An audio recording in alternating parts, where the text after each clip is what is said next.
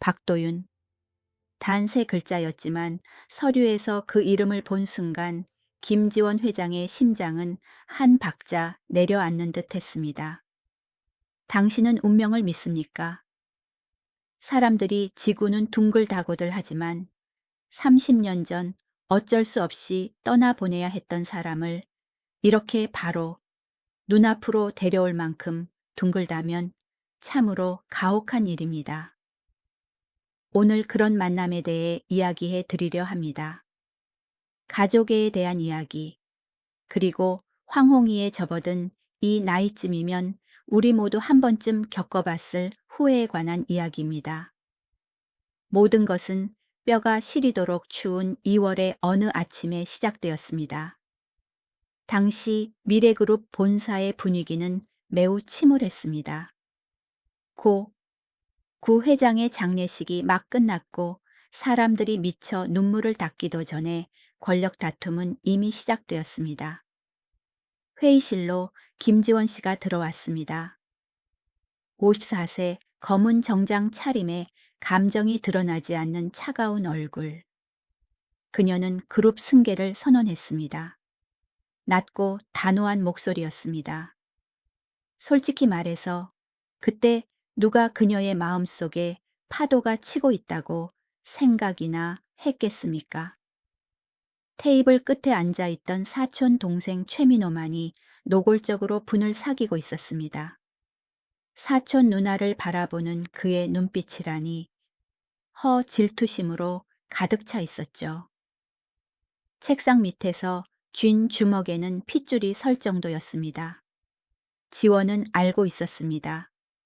너무나 잘 알고 있었지만 책임을 져야 하는 그 자리에서는 고개를 꼿꼿이 들고 나아가는 것 외에는 방법이 없었습니다. 주변의 날카로운 발톱들로부터 자신을 보호하기 위해 그녀가 가장 먼저 한 일은 경호팀을 물갈이하는 것이었습니다. 절대적으로 충성할 사람들이 필요했으니까요. 인사팀장이 두꺼운 서류 뭉치를 가져왔습니다. 지원은 한 장씩 넘겼습니다. 이정호, 최상민, 이름들이 흐릿하게 스쳐 지나갔습니다. 그러다 그녀의 손가락이 멈췄습니다. 박도윤, 30세. 무언가가 그녀의 등골을 타고 흘렀습니다. 3세. 이 숫자는 매우 예민합니다. 아시나요? 30년 전 그녀가 인생의 일부를 뒤로하고 떠났던 바로 그 시간이니까요. 그녀는 깊게 심호흡을 하며 마음을 진정시키려 애썼습니다. 그저 우연일 거야. 그녀는 스스로 되뇌었습니다. 세상에 닮은 사람은 많고 이름이 같은 사람도 널렸으니까요. 하지만 펜을 쥔 그녀의 손은 여전히 떨리고 있었고 손가락 마디마디는 하얗게 질려 있었습니다. 일주일 후 신입 경호팀 대면식 날. 지원은 거실에 서서 옷깃을 매만졌습니다. 이상하죠. 평소에는 외모에 그렇게 신경 쓰지 않던 그녀인데 말입니다. 문이 열렸습니다. 5명의 남자가 들어와 일렬로 섰습니다. 하지만 그녀의 눈은 오직 한 사람에게 고정되어 있었습니다. 박도윤이라는 청년. 큰 키 넓은 어깨, 그리고 서 있는 그 자세가 왜 이렇게 가슴 아플 정도로 익숙한 걸까요? 박도윤입니다. 잘 부탁드립니다. 그의 중저음 목소리가 울려 퍼졌습니다. 그 순간 지원의 가슴이 누군가에게 꽉 쥐어짜이는 듯 했습니다. 목소리뿐만 아니라 고개 숙여 인사하는 방식, 그 올곧은 눈빛까지. 그녀의 기억 속 한 사람과 똑같았습니다. 너무나 닮아서 하마터면 참지 못하고 다가갈 뻔했습니다. 그녀는 대충 고개를 끄덕이며 모두를 내보냈지만 시선은 한참 동안 그의 뒷모습을 쫓았습니다. 왜일까요? 어째서 걷는 모습조차 그 사람과 판박이인 걸까요? 그날 오후 권위 있는 회장님은 일을 제대로 손에 잡지 못했습니다. 보고서는 눈에 들어오지 않고 회의 때는 멍하니 있었습니다. 너무 답답해서 복도를 따라 산책하던 중 문이 살짝 열려 있는 경호팀 휴게실 앞을 지나게 되었습니다. 안에서 누군가 통화하는 소리가 들렸습니다. 도윤의 목소리였습니다. 네, 도장 서류는 제가 처리할게요. 아버지 성함이요, 박지훈입니다. 네, 제 아버지는 박지훈입니다. 쿵 지원의 온 세상이 그 자리에서 무너져 내리는 듯 했습니다. 그 이름, 박지훈. 다리에 힘이 풀려 벽을 짚지 않았더라면 주저앉았을 겁니다. 귀가 먹먹해지고 식은땀이 비 오듯 쏟아졌습니다. 말도 안 돼. 어떻게 이렇게 끔찍한 우연이 있을 수 있죠? 아들 이름은 도윤, 아버지 이름은 지훈. 30년 동안 그녀의 삶을 맴돌던 두 이름이 이제 그녀의 회사 안에 버젓이 존재하고 있다니요. 그녀는 비틀거리며 집무실로 돌아와 문을 꽉 잠갔습니다. 의자에 털썩 주저앉아 얼굴을 감싸쥐고 거친 숨을 몰아쉬었습니다. 물을 마시려 컵을 들었지만 손이 너무 떨려 물이 사방으로 튀었습니다. 평생을 철의 여인으로 버텨오며 누구에게도 약한 모습을 보인 적 없는 그녀였습니다. 하지만 창밖에 붉게 타오르는 노을 앞에서 그녀는 낯설 정도로 작고 외롭게 느껴졌습니다. 두 이름이 머릿속을 맴돌며 다 아물었다고 생각했던 헌 상처를 후벼 팠습니다. 한편 도시의 다른 구석에서도 마음속 폭풍이 일고 있었습니다. 밤 9시 도윤이 집에 도착했습니다. 작지만 아늑한 집 부엌에서는 맛있는 음식 냄새가 풍겨왔습니다. 아버지 다녀왔습니다. 부엌에서 507세의 박지훈 씨가 늦은 저녁을 준비하고 있었습니다. 태권도 도복은 벗어두고 편한 옷차림을 한 그는 무척 선해 보였습니다. 왔냐 아들, 손 씻고 밥 먹자. 그의 목소리는 여느 때처럼 차분했습니다. 두 부자가 마주보고 앉았습니다. TV에서는 저녁 뉴스가 나오고 있었습니다. 날씨 뉴스가 끝나자 경제 뉴스로 넘어갔습니다. 미래그룹 신임 회장 김지원 씨 공식 취임. 검은 정장을 입은 여성이 TV 화면에 나타났습니다. 날카롭고 차가운 모습이었습니다. 지훈 씨의 손에 들려있던 숟가락이 허공에서 멈췄습니다. 그는 화면을 뚫어지라 쳐다보며 눈을 크게 떴습니다. 혈색 좋던 얼굴이 하얗게 질렸다가 다시 붉게 달아올랐습니다. 이마에는 땀방울이 맺혔습니다. 지원아. 입술이 달싹이며 무의식 중에 그 이름이 튀어나왔습니다. 마치 귀신이라도 본 듯 목소리가 메어왔습니다. 아니, 귀신을 본 것보다 더했죠. 그것은 과거가 되살아난 것을 본 사람의 충격이었습니다. 도윤은 아무것도 몰랐습니다. 그는 밥을 먹으며 해맑게 웃었습니다. 아, 맞다. 아버지, 저 그 회사 합격했어요. 미래그룹이요. 거기서 경호원으로 일해요. 월급도 많아서 아버지가 힘들게 도장 운영 안 하셔도 돼요. 지훈 씨가 아들을 돌아보았습니다. 무언가 말하려 했지만 목구멍이 굳어버렸습니다. 한참 만에야 겨우 몇 마디를 더듬거렸습니다. 그 회사라고. 네, 그 유명한 미래그룹이잖아요. 지훈 씨는 아들을 보고 다시 TV를 올려다보았습니다. 그의 머릿속은 완전히 새하얘졌습니다. 유학을 떠나 소식이 끊긴 줄 알았던 여자 30년 동안 가슴 깊이 묻어두었던 여자가 이제 아들이 일하게 된 그룹의 회장이라니. 그는 떨리는 몸을 일으켰습니다. 밥알 하나도 더 넘길 수가 없었습니다. 아빠가 몸이 좀 안 좋구나. 그는 창가로 다가가 커튼을 젖히고 칠흑 같은 어둠을 내다보았습니다. 겨울의 한기가 유리를 뚫고 들어와 뼈저리게 스며들었습니다. 살아 있었구나. 이제는 회장이 된 건가? 57세 남자의 눈시울이 붉어졌습니다. 30년의 긴 세월이 TV 화면을 스치는 시선 한 번에 압축되었습니다. 소리치고 싶고 울고 싶었지만 등 뒤에서 들리는 아들의 달그락거리는 설거지 소리가 그를 붙잡았습니다. 안 돼. 그는 속으로 생각했습니다.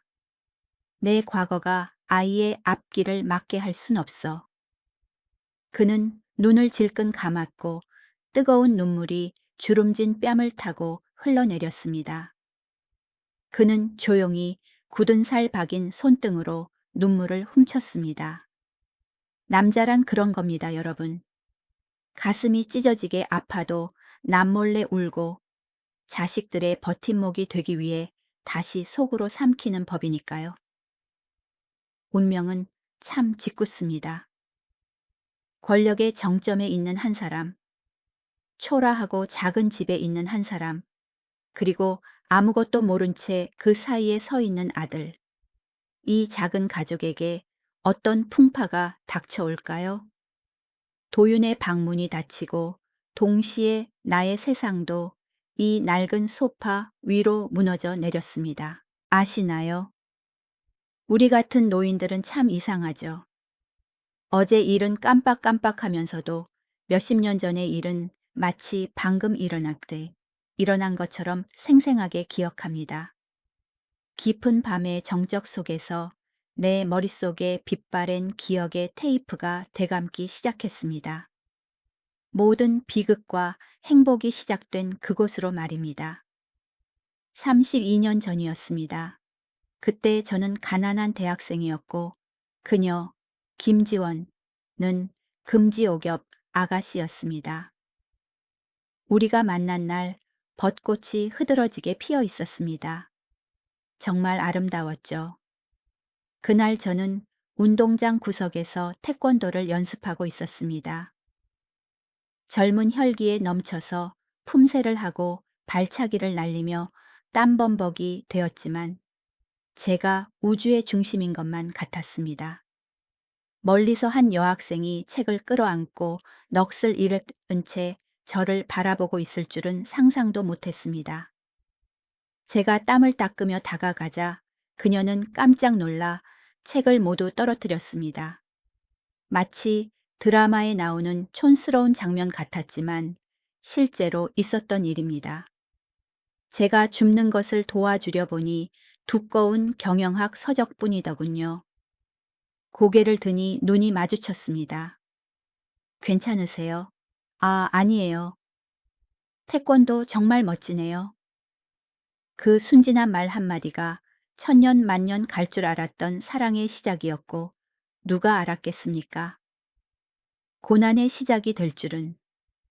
우리는 몰래 데이트를 시작했습니다. 솔직히 말해서 그때 저는 자격지심이 심했습니다. 저는 투박한 운동선수에 주머니엔 돈도 별로 없는데 그녀는 어딜 가나 귀티가 흘렀으니까요. 하지만 지원이는 달랐습니다. 그녀는 한 번도 그런 것을 신경 쓰지 않았습니다. 한 번은 벤치에 앉아 제가 물었습니다. 경영학 공부 많이 힘들죠? 그녀는 한숨을 쉬며 슬픈 눈으로 말했습니다. 아빠가 시켜서 하는 거예요. 사실 전 그저 평범한 삶을 살고 싶어요. 아침에 출근하고 저녁에 와서 밥 짓고 다른 사람들처럼 평온하게요. 그 말에 가슴이 아려왔습니다. 태어날 때부터 거대한 제국을 짊어져야 했던 사람의 너무나 소박해서 안쓰러운 꿈. 그날 해질 역전은 스스로 다짐했습니다. 이 여자를 지켜주겠다고. 그해 여름은 꿈처럼 아름다웠습니다. 함께 아이스크림을 먹고 한강을 거닐고 저는 그녀에게 호신술을 몇 가지 가르쳐 주었고 그녀는 제게 영어를 가르쳐 주었습니다. 하지만 우리는 너무 순진했습니다. 어떻게 카나리아가 감시자 없이 자유롭게 날아다닐 수 있겠습니까? 우리 주위에는 항상 검은 옷을 입은 자들이 숨어 있었습니다. 그리고 운명의 그날이 왔습니다. 지원은 저택으로 끌려갔습니다. 그녀의 아버지, 고 회장은 우리가 함께 찍은 사진을 테이블에 내던졌습니다. 그의 목소리는 얼음장 같았습니다. 언제까지 그 가난뱅이 녀석이랑 놀아날 셈이냐. 넌 후계자야. 내 위치를 명심해. 하지만 그 작고 여린 지원이가 처음으로 소리쳤습니다. 그 사람 사랑해요. 절대 헤어지지 않을 거예요. 결국 그녀는 방에 갇혔습니다. 그걸로 끝인 줄 알았습니다. 하지만 여러분도 아시다시피 젊은 날의 사랑은 맹목적이라 사람을 미친 짓도 하게 만듭니다. 비가 억수같이 쏟아지던 밤 지원은 욕실 창문을 넘어 배수관을 타고 탈출했습니다.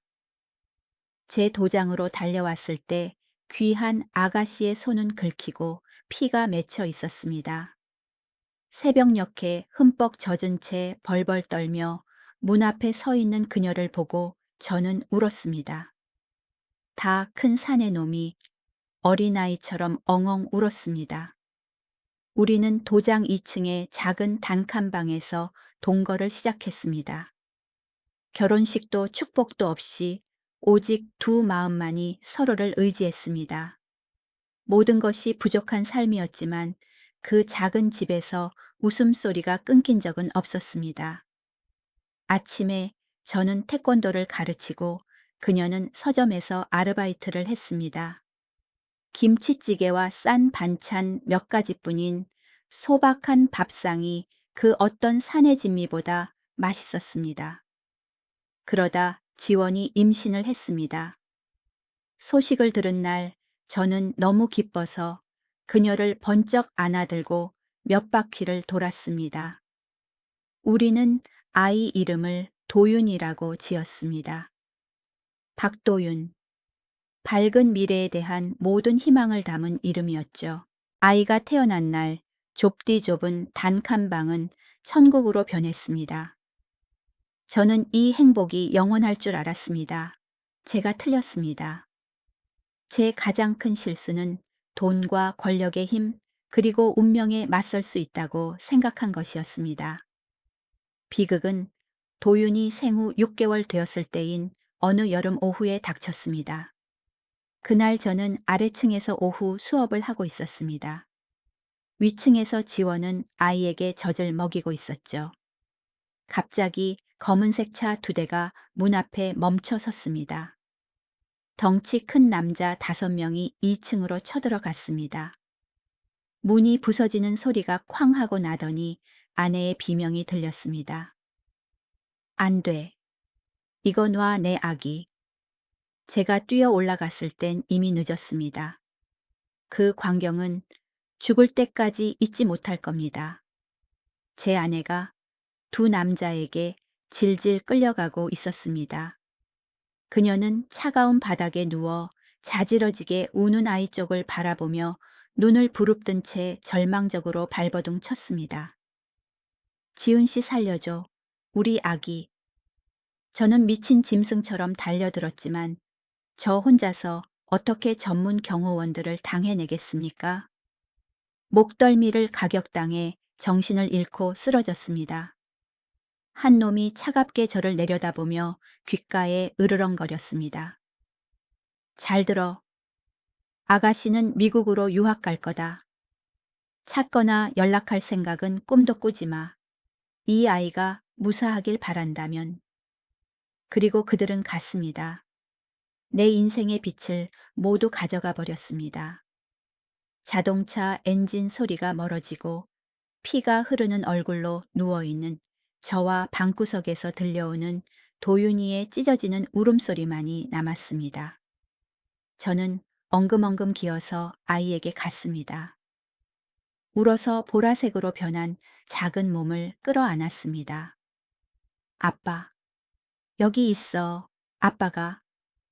미안해. 다음 날, 저는 아이를 안고 그룹 본사로 가서 아내를 만나게 해달라고 소리쳤습니다. 하지만 돌아온 것은 무서운 침묵과 경멸, 어린 시선뿐이었습니다. 그들은 그녀가 떠났다고 했습니다. 제가 계속 난동을 부리면 도윤이는 부모 모두를 잃게 될 거라고 협박했습니다. 제가 비겁했냐고요? 그럴지도 모릅니다. 하지만 품에 안긴 핏덩이를 보며 아이의 목숨을 걸 수는 없었습니다. 저는 눈물을 삼키고 뼈에 사무치는 원한까지 속으로 삼키며 아이를 안고 터덜터덜 돌아왔습니다. 그때부터 김지원이라는 이름은 금기어가 되었습니다. 저는 과거를 묻어두고 30년 동안 홀로 아이를 키웠습니다. 그녀가 잊었으리라, 타국에서 부유한 새 삶을 살고 있으리라 생각했습니다. 그런데 오늘 운명이 또다시 저를 조롱합니다. 그 여자가 돌아왔습니다.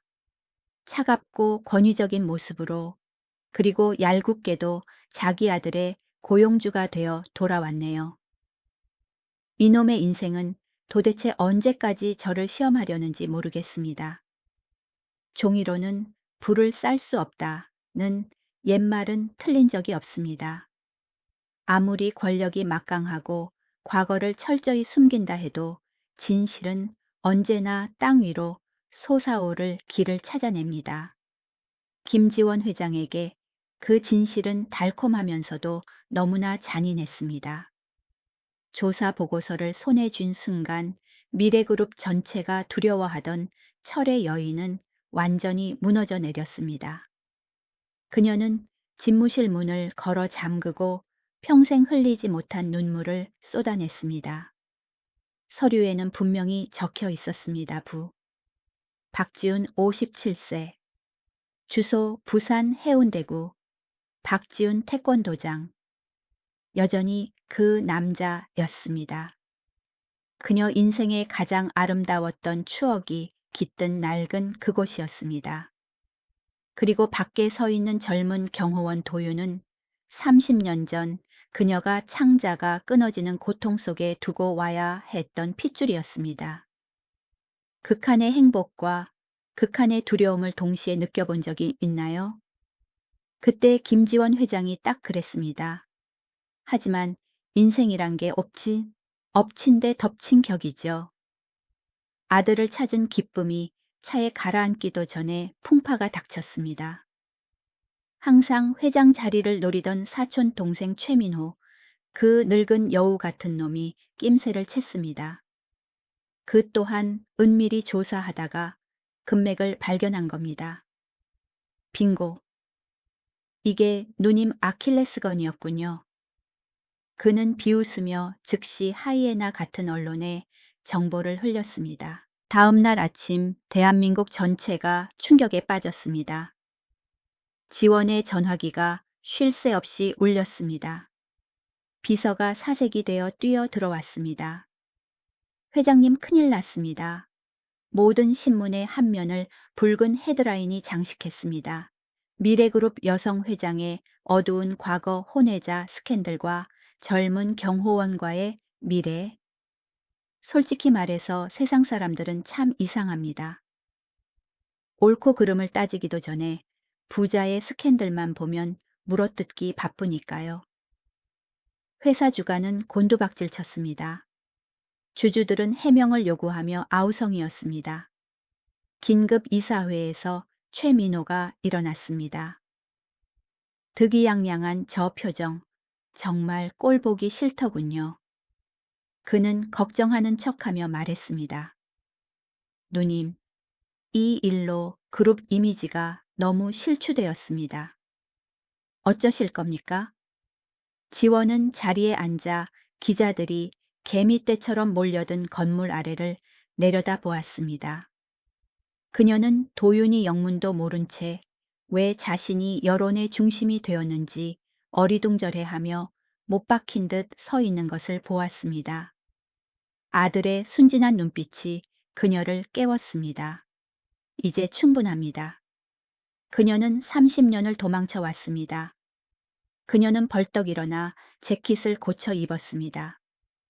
눈빛이 이글거렸습니다. 기자회견 준비해. 지금 당장 내가 다 말할 거야. 기자회견장은 사람들로 가득 찼습니다. 플래시가 눈을 멀게 할 듯 쉴 새 없이 터졌습니다. 지원은 단상에 올라 깊게 숨을 들이마셨습니다. 처음으로 평소의 차가운 가면을 벗었습니다. 32년 전 저는 한 남자를 사랑했습니다. 장내가 술렁거렸습니다. 하지만 그녀는 개의치 않았습니다. 목소리는 떨렸지만 단호했습니다. 그 사랑으로 아이를 낳았습니다. 하지만 비겁함 때문에, 집안의 압력 때문에 저는 그 두 사람을 버렸습니다. 최민호가 아래에서 펄쩍 뛰었습니다. 회장님, 지금 도덕적 자격 미달을 인정하시는 겁니까? 지원은 그를 똑바로 쳐다보았습니다. 날카로운 눈빛이었습니다.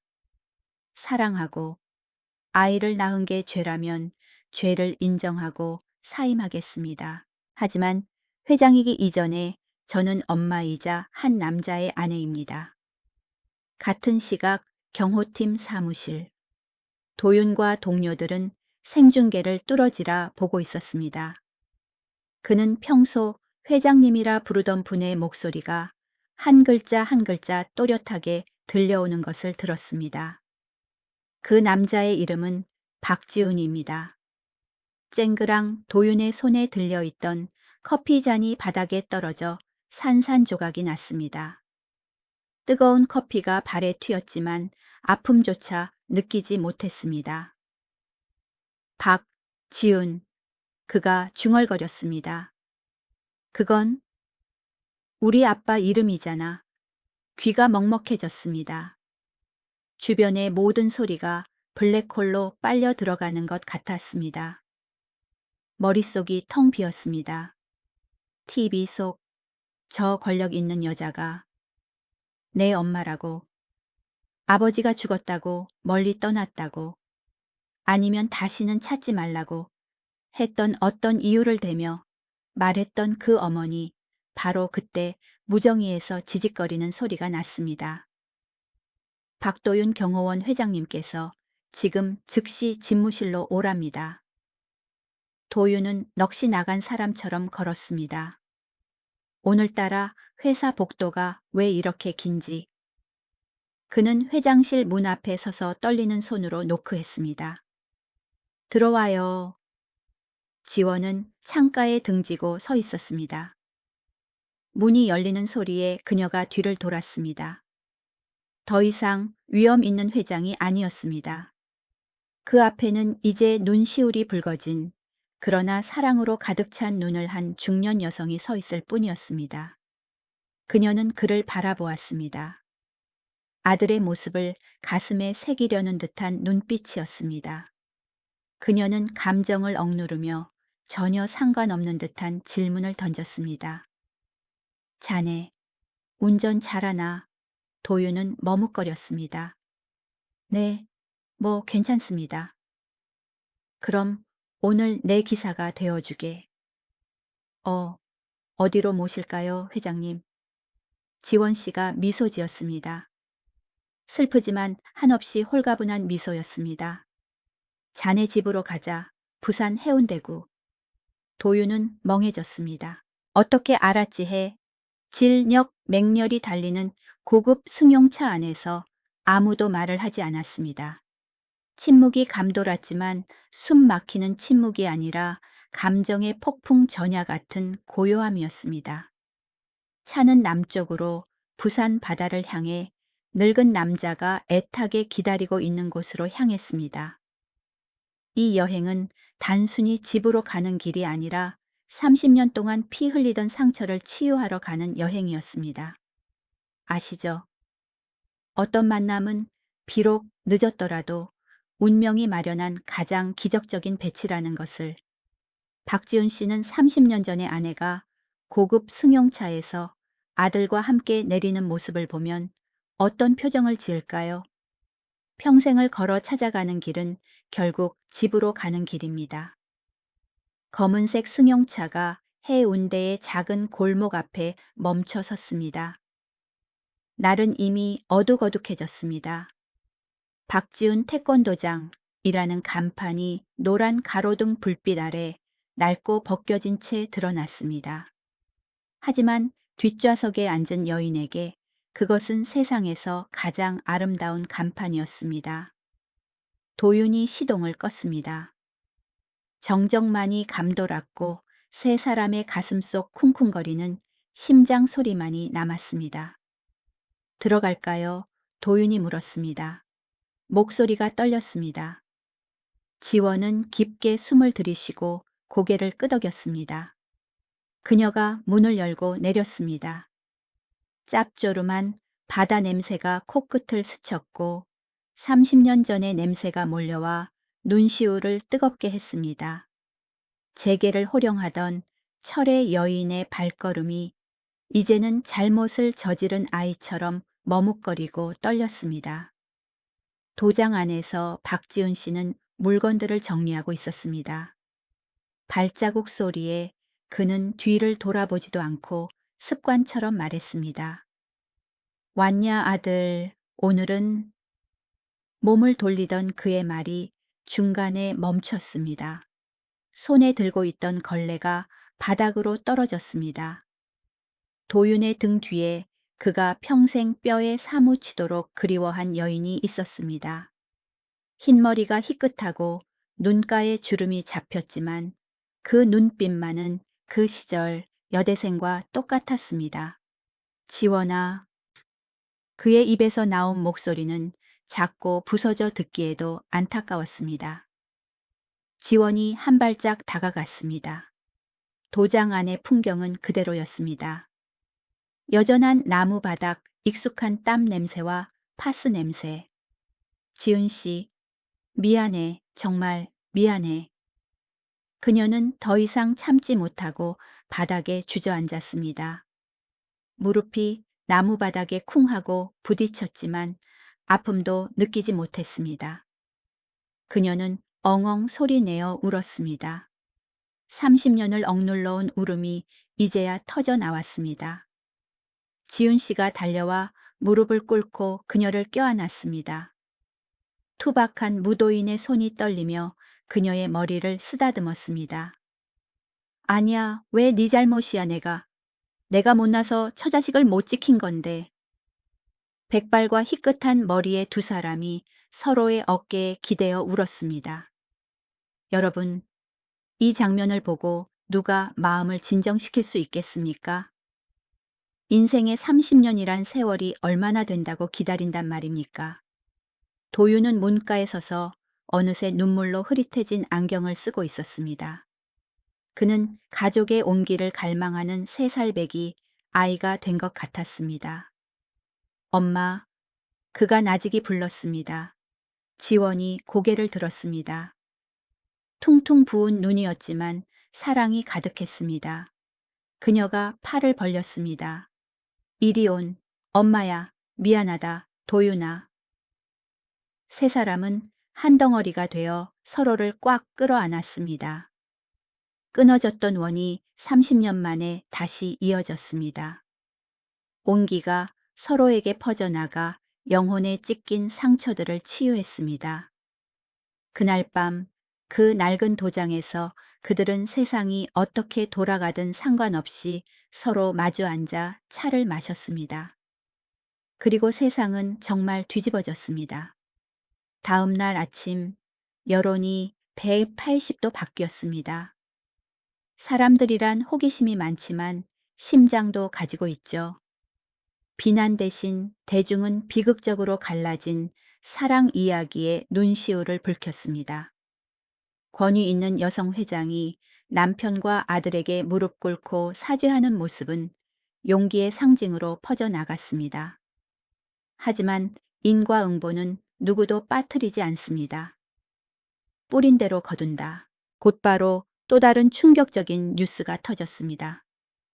30년 전 납치 사건 최민호 부회장의 부친이 주모자라는 증거 드러나. 알고 보니 30년 전 지원의 납치에 가담했던 경호원이 눈물겨운 기자회견을 보고 양심의 가책을 느껴 자수한 것이었습니다. 그는 다 털어놓았습니다. 최민호의 아버지가 지원을 상속권에서 배제하기 위해 뒤에서 조종했다는 것을요. 그 최민호라는 작자는 사색이 되어 치욕스럽게 고개를 숙이고 사임해야 했습니다. 이래서 바늘 도둑이 소 도둑 된다고 악하게 살면 편할 날이 없는 법입니다. 폭풍이 지나간 후 미래그룹 이사회는 만장일치로 김지원 회장의 유임을 결정했습니다. 몇 달 후 그룹 대강당에서 엄숙한 행사가 열렸습니다. 신제품 발표회가 아니라 박도윤 재단 설립식이었습니다. 미혼모를 지원하고 실종 아동을 찾는 자선 재단이었습니다. 단상에 선 지원은 미소 지으며 앞줄에 앉은 남편과 아들을 자랑스럽게 바라보았습니다. 재단 이름은 제 아들의 이름을 땄습니다. 엄마의 사랑 없이 30년 동안 아버지의 사랑만으로 자랐지만 훌륭하고 멋진 남자로 성장한 아이입니다. 그해 여름 부산의 햇살은 눈부시게 빛났습니다. 그 작은 도장에서 결혼식이 열렸습니다. 슈퍼카도 수입 생화도 시끄러운 하객도 없었습니다. 지원은 심플한 흰색 원피스를 입고 들꽃 부케를 들었습니다. 지훈 씨는 낡았지만 잘 다려진 양복을 입었습니다. 그리고 주례는 다름 아닌 경호원 박도윤이었습니다. 솔직히 아들이 부모님 주례를 보는 게 좀 이상하긴 하죠. 도윤이 생에 가장 환하게 웃으며 말했습니다. 하지만 두 분은 제게 진정한 사랑이 무엇인지 보여주셨습니다. 지구를 한 바퀴 돌더라도 사랑하는 사람은 결국 다시 만나게 된다는 것을요. 그 후 그들의 삶은 묘하게 평범하게 흘러갔습니다. 아침이면 그룹 회장이 도장에 들러 늙은 남편과 커피를 마시는 모습이 목격되었습니다. 저녁이면 고급 승용차가 문 앞에 서고 온 가족이 함께 저녁을 먹었습니다. 어느 날 저녁 밥상에는 김이 모락모락, 나는 된장찌개와 겉절이, 김치 구운 생선 몇 마리뿐이었습니다. 도윤이 국을 한 숟가락 떠먹더니 멈칫했습니다. 그는 어머니를 보고 아버지를 보았습니다. 바로 이 맛이야. 그가 외쳤습니다. 아무리 5성급 호텔에서 밥을 먹어도 지난 세월 동안 항상 부족하다고 느꼈던 그 맛이에요. 지훈 씨가 고개를 끄덕이며 아내에게 가장 맛있는 생선살을 발라주었습니다. 옛날 당신이 끓여주던 맛 그대로네. 지원은 인생에서 가장 소중한 두 남자가 소박한 찌개를 맛있게 먹는 모습을 보며 묘한 평온함을 느꼈습니다. 그녀는 미소 지었습니다. 완벽하게 행복한 미소였습니다. 보세요. 사랑에는 죄가 없습니다. 단지 세상이 그것을 인정하는데 조금 시간이 걸렸을 뿐입니다. 하지만 안 하는 것보다는 늦게라도 하는 게 낫지 않겠습니까? 인생은 길고 넓으며 파도도 많지만 우리가 손을 놓지 않는다면 행복은 언제나 길 끝에서 인내심 있게 우리를 기다리고 있을 겁니다. 곁에 있는 사람을 소중히 여기세요. 어쩌면 그 사람은 당신이 잃어버리면 평생을 찾아 헤매야 할 사람일지도 모르니까요. 그들의 이야기를 들어주셔서 감사합니다. 사랑하는 사람들과 함께 편안한 밤 보내시길 바랍니다.